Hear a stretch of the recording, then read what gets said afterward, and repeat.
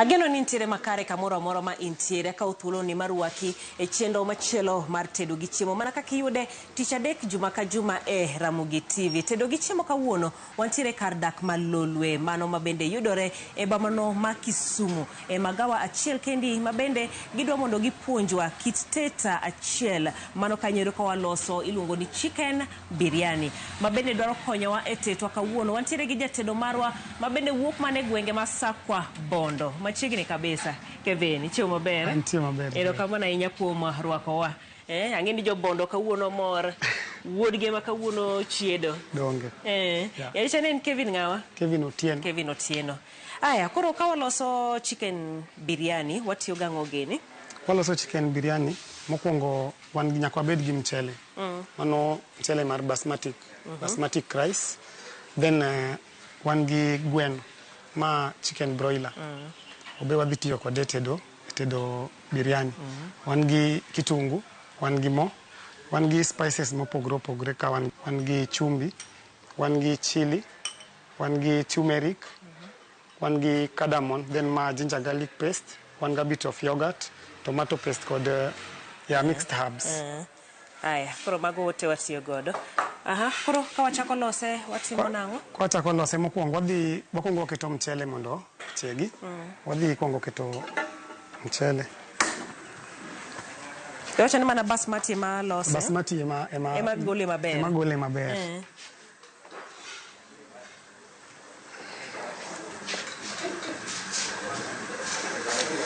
Ng'ato bo penji ni pogruok e kind pogruok e kind biryani miloso ni to gi pilau en mane? Pogruok e kind biryani gi pilau en ni biryani kaka itedo gi pilau pogre. Kaka watedo biryani opogre kaka watedo pilau. Omani kete direct emo? Aketo direct emo. Okete pi chwakre mondi? Wanya tiyo gi anyway. Yo mora mora. Yaolni?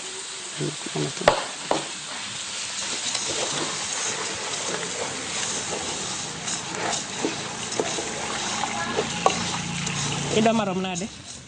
Ola.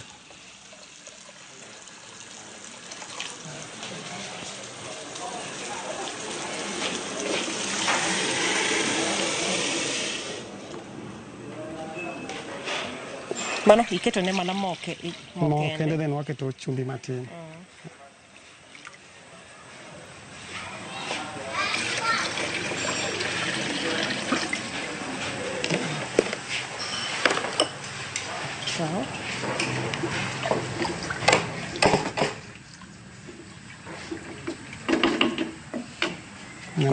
Medo mo matin. Mo. Mondo mi kochiek to kiko makre. So.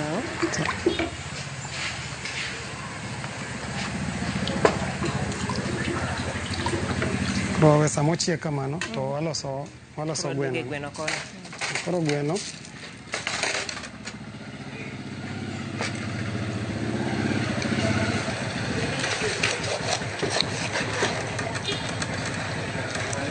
wapoge into pieces.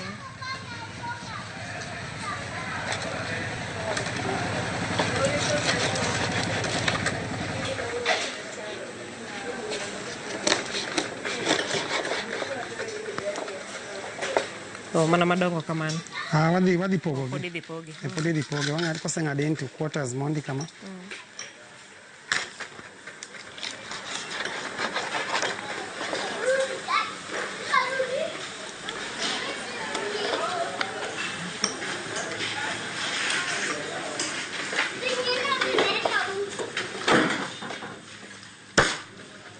Tesni puonjori kanye?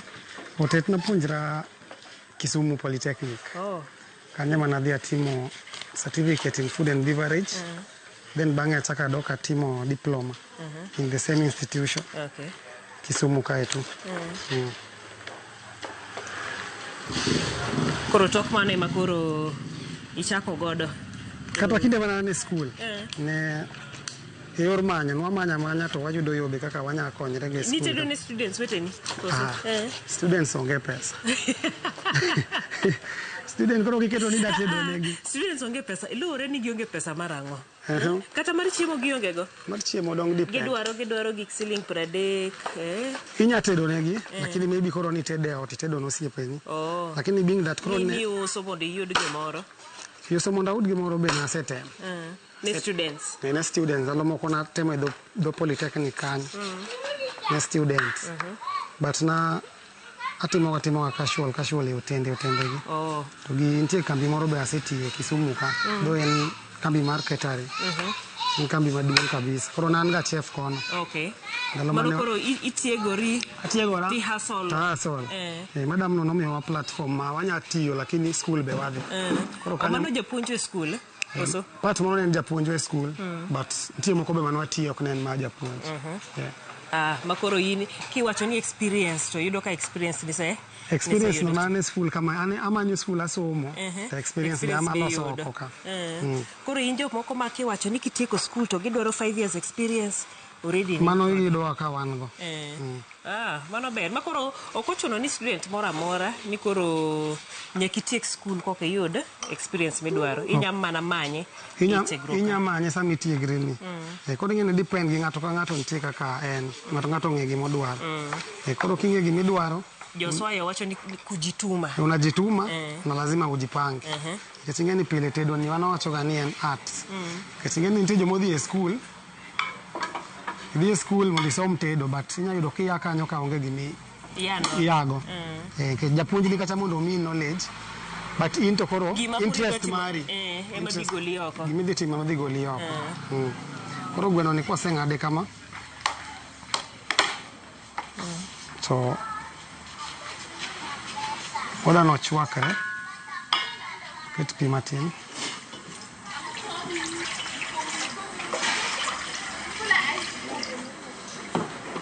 Esto koro waluok magi.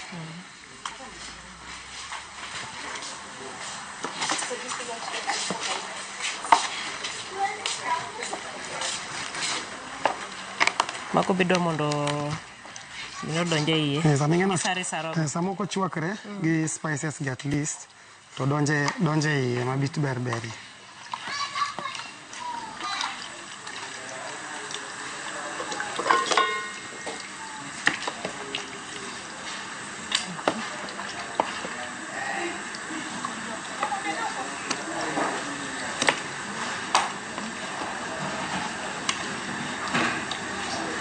Koro wanya timone marination ka en ka.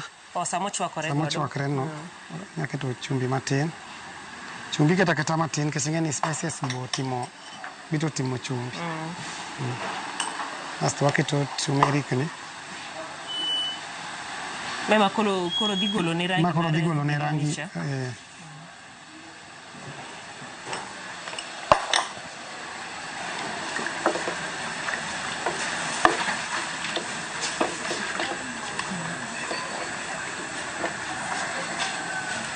Roda no chwakre ka. Chwakre matin. Matin en dakika maro madika ma. Madika ka 20 minutes. 20 minutes. Gwen bro ni no chiek pi. Koro kose oblanch gido kizngere wacho ni oblanch. Roda no blanch matin. Bedo blanch, ta paro dalode kende. Ringo bedo blanch koro ka gweno ni. Kose blanch then wa marinate kama mogik to achiele. Kose chiele to gido kam chele bo se chiek. Then wa mix gi koro. Deno kamano koro pogruok mane kinde gi pilau. Nikech pilau ichielo kisechielo kitungu gi chiela stichielo nya chielo ringo keto spices go iloko inya olo pi kose walo tiketo mchele then ochiek go dichiel kamano magi chiek yore kata tie kuma wan koro biryani koro gima dhi miyo bed biryani en koro ikawo gweno ni mobedo marinated bo chiek no tikiko gi mchele bathe aya sawa koro kae koro warito gweno ni mana kako wache dakika moko 20 mchele cha bende warito mondo ikre koseikore to koro wadhi e step machielo. Aya koro kindewa osedhi mchele medo ikore kanyero. Chef wacha ni gweno ni sawa koro. Gweno ni sawa. Koro wadwa mana rangine ber no kaber ka. Koro ka wuok kanyo to dani wakete ka.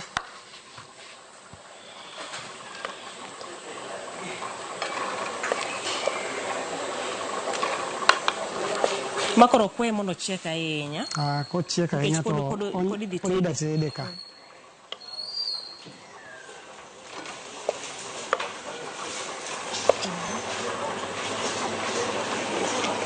Koro ka wadwa timo ang'o? Kanyi? Ye bakul kanyo.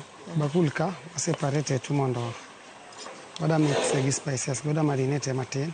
Medo ne spices moko. Neno ka moko nitie moko waketo. Kano waketa mana chumbi. Chili gi turmeric kende.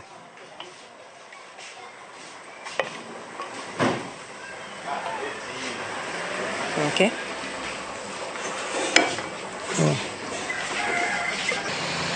Koro kae mwakawe ginger garlic paste. Ginger garlic paste. Sama mchele wani be medo chiek. Mana kendo mwaketo, anya keto ni? Inya keto chili matin. Chili chane mane? Ndima. Mano kwa tiyogo? Aina iketo medi. Kama? Medi mama. Then wanya sprinkle kaka cubes. Sego wada kitungu adwa na ng'ad kitungu ka. Anya mi bao ni gikono. Bao tugika.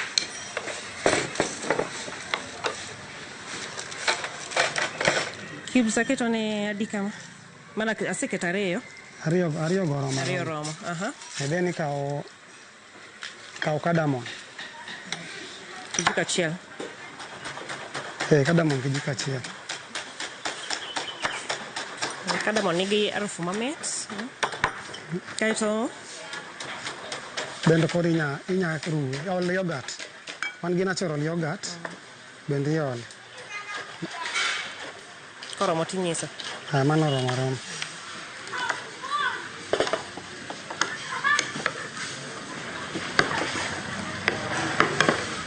Mane ketchup. Mane tomato paste wadi tiyo go ka. Koro sami medo ruwo mano to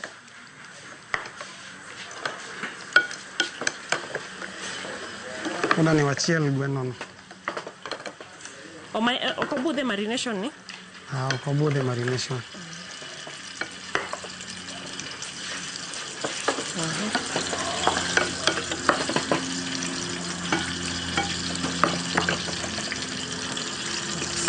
Koro mchendo wani Hindi mbele gichie. Koro sama idwoko ne mach piny.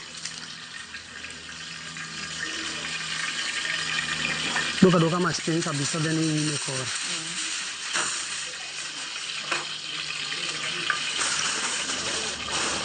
Koro chieke mach mapiny. Koro chieke mach mapiny.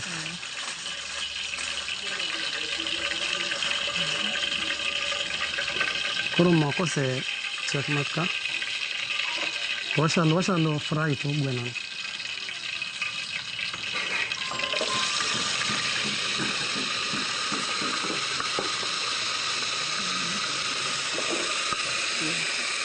Idoro skin achiel.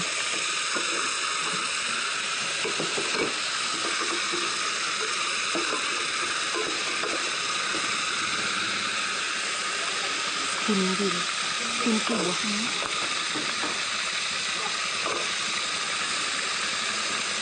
Mono rome? Mono romo. Kiketo mo mang'eny. Ene na shallow fry.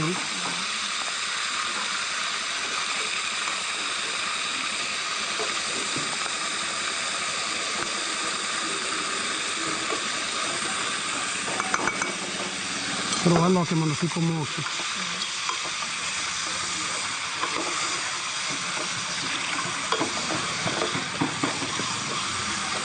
Magi bo tigo kamoro? En tije koro rumo? Mago tijgi koro rumo.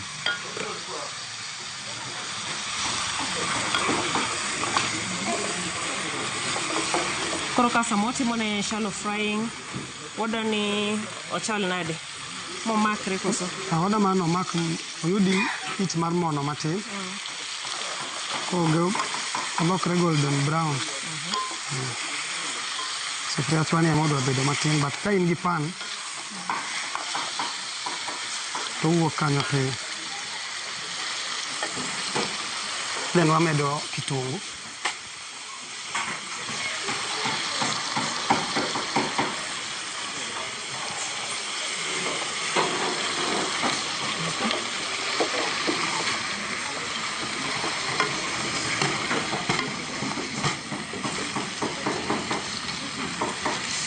Ma en ok ni tije tek ahinya. Tije en opogore gi gwend kienyeji. Tije ok tek en. En muya mar mach. Kichwake ahinya ting'eno nya owuore. Odhi wuore kama oikore. Nikech kowuok ka to pod idwa kete kacha. Wadhi kike koro kacha. Samo kike kacha pod otedore kose kike kaka koro. O steam to matin. Nikech dong yudo ka mchele osechiek.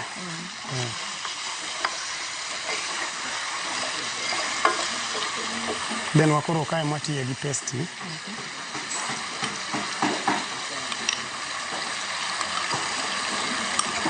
Nyanya moro be nika? Nyanya be wan go.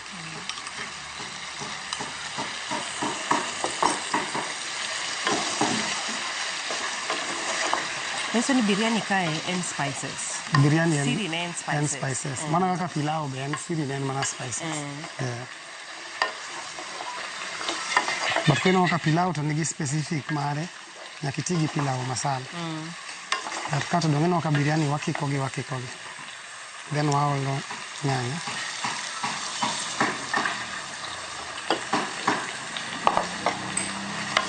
Koro watiyo kodgi te. Tiyo kodgi te. Achiel modong'. Ma koro wang' dhiye rice. Mano wadaketa ka. Yang wakete ewi mchele kwa mix gino. Mondo gol ne ndhadhu ka. Mondo miye ndhadhu. Be wadwa keta sani. O steam. Tong'we ka pilau masala. Ok, pilau masala. Magi cumin seeds gi cloves.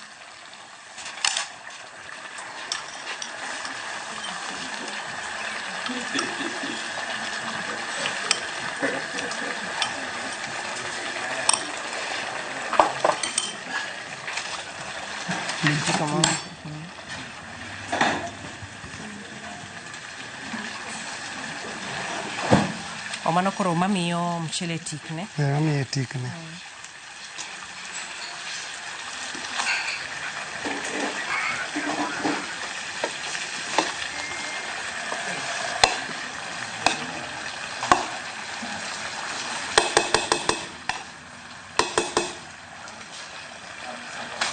Waume.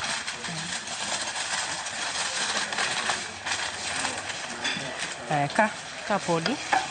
Omiye dakika moko matin.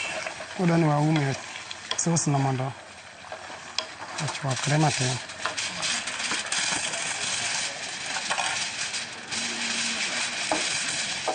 Koro na sample na wigani. Sauce ni sawa. Amedo cubes matin.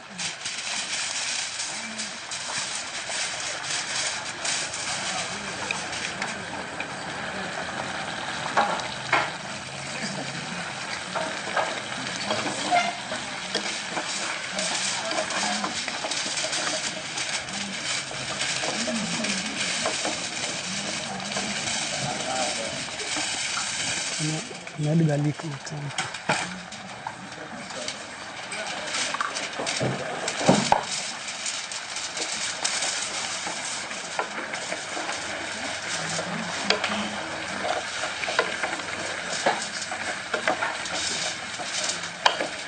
Koro mchele wani awachoko maonge chumvi. Spices gi timo chumvi. Koro sama dhi mix kachacha. Kik obed gi chumvi mang'eny. Kik obed gi chumvi mang'eny. Kata be nikech nosechwakore, bende kacha koro ok obudh ka. Ka koro ok obudh.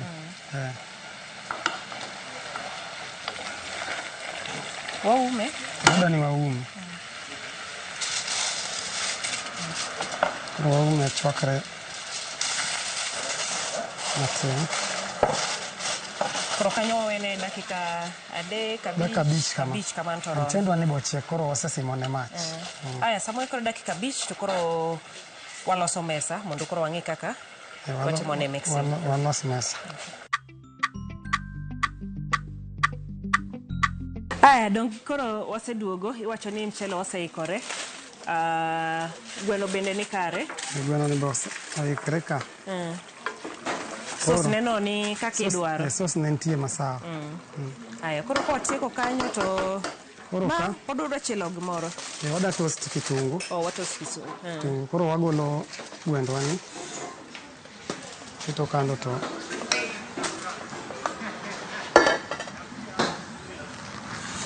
toast kitungu ka. Kato ma kitungu moa watimo goda.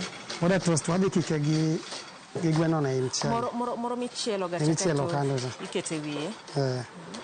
Lakini mano dong mana joma chamo to play ema yudega. Koro lure kaka ikike maber. Ko beda bede wiye ikike. Onego beni ikike mchele. Mondo ng'ata machamo biryani oyude matin. Mondo oyude.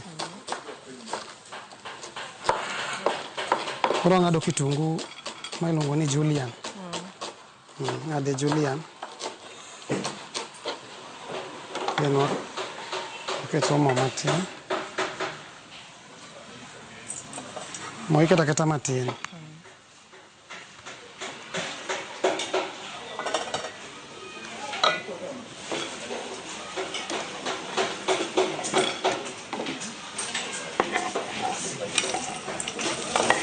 Koro kanyo wange mondo obed mana brown. Brown eka.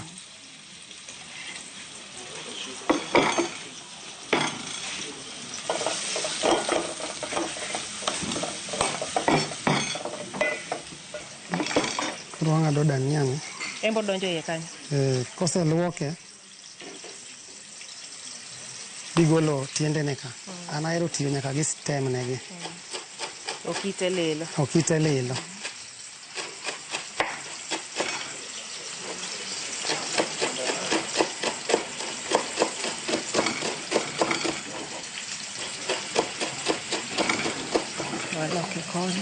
Loke kiko moki.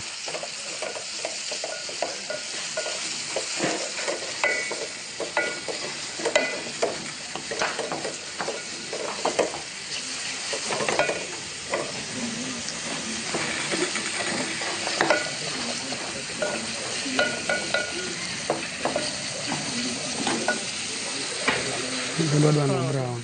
Mo beda ba brown kono.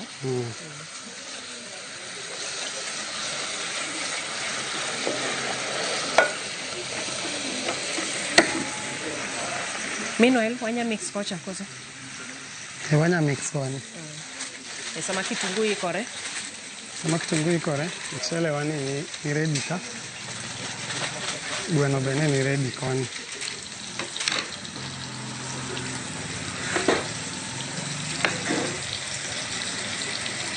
Ewa wacha ni mchende biryani mitiyo god. Udwa mawuok achiel. Dano kama owuok achiel. Mondo kik omakre.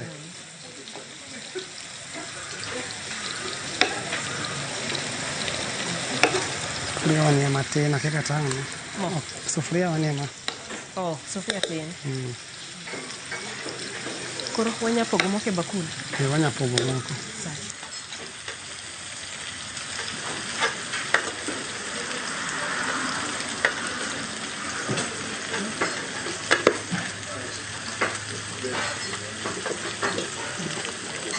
Kena sasa hiyo dong. Sasa hiyo. Look at sauce nani thick. Obedo sauce mock soup. Thick.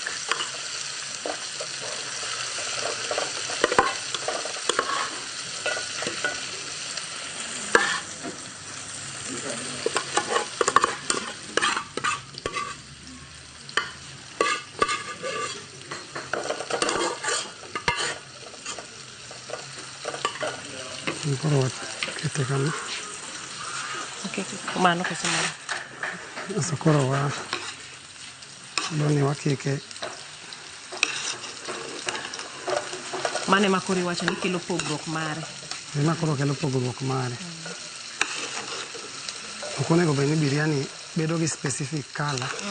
Lakini ani bono kage mobiro brown tidwa chalo karangi ma turmeric. white be neno kume mar mchele. E jomoko baneno ga nitie en ga ngomo keto ga cha magolo rangi. Magolo rangi. Dong turmeric donge mi olo. Nitie turmeric. Ontie sauce moro. Jomoko sprinkle kama. Yes, man. Koro ibo neno ka okiewo. Onge gi rangi achiel.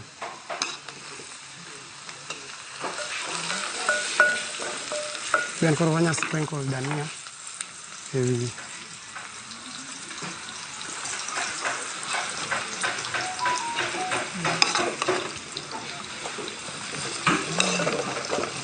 Kitungu kwani to tamore brown. Kitungu matinde.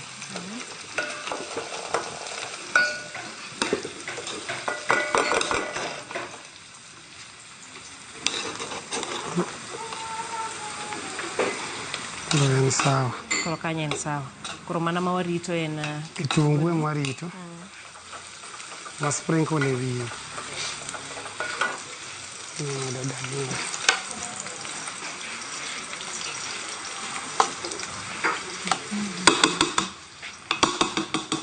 Koro en low heat koro. Awa duoke low heat matin. Koro imedo. To koni? Koni to.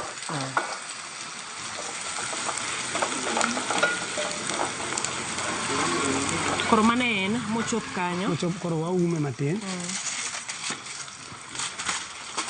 Mondo sos. Nado madania gi odonje do koro kikete no chwakre kete dania ok onego chwakre. Dania en gimi chamo kata ka ni ro kamano. Koro wakete ga keta for appearance mar color to gi taste moro matin benga. Nado moro en.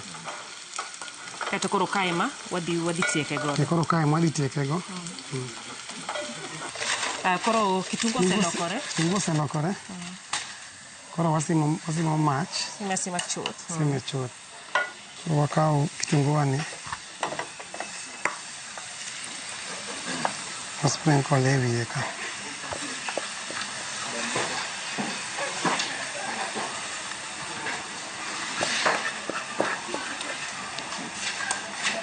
Amono tok ti? Amoni ti.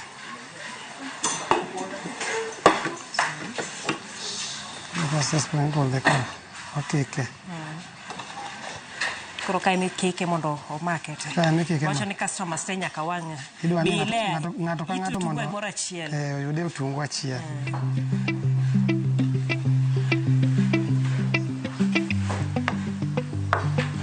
Koro ka imiwacho kapo ni chwako gweno ahinya. Tibo neno ko wuore. Kone to koro wuore. Neno ko parts nego pogre. Gwend broiler ni aswa kitiyo. Koro biryani wa? Koro ikore. Ikore. Mondo koro kete sana.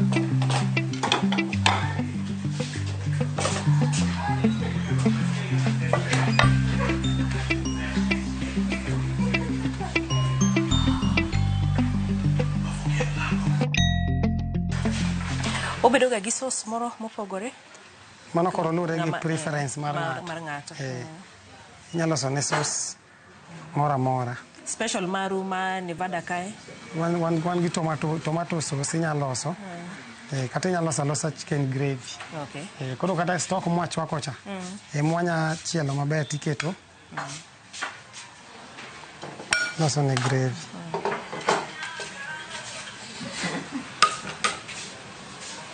Sawa.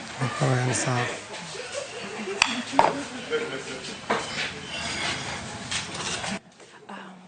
Koro ka wanya keto kachumbari.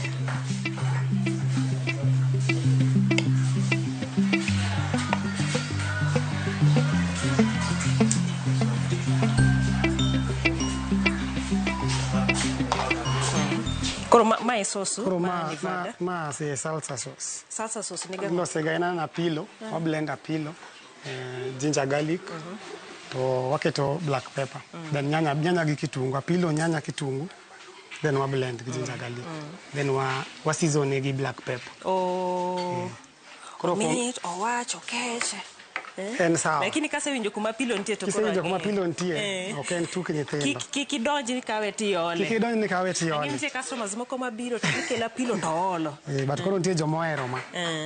Koro ma be wanya save. Okay. Koro sama ng'ato chame to kohero to keto salsa sauce no kan. To tiyo kode. Aya, sawa. Paro ni wasedhi maber. Mano kanyiro ja Sakwa Bondo. Angini ipani jo Sakwa moro? Jo Sakwa moro. Jo Sakwa koneno mato gi mor. Kocha chabidiga timo kata ringaria dek Sakwa kono. Koso ni inoso mana jo Kisumu. Kata ring'eno kinyawacho. Kata ringa wuotho. Chiegni Kenya nite.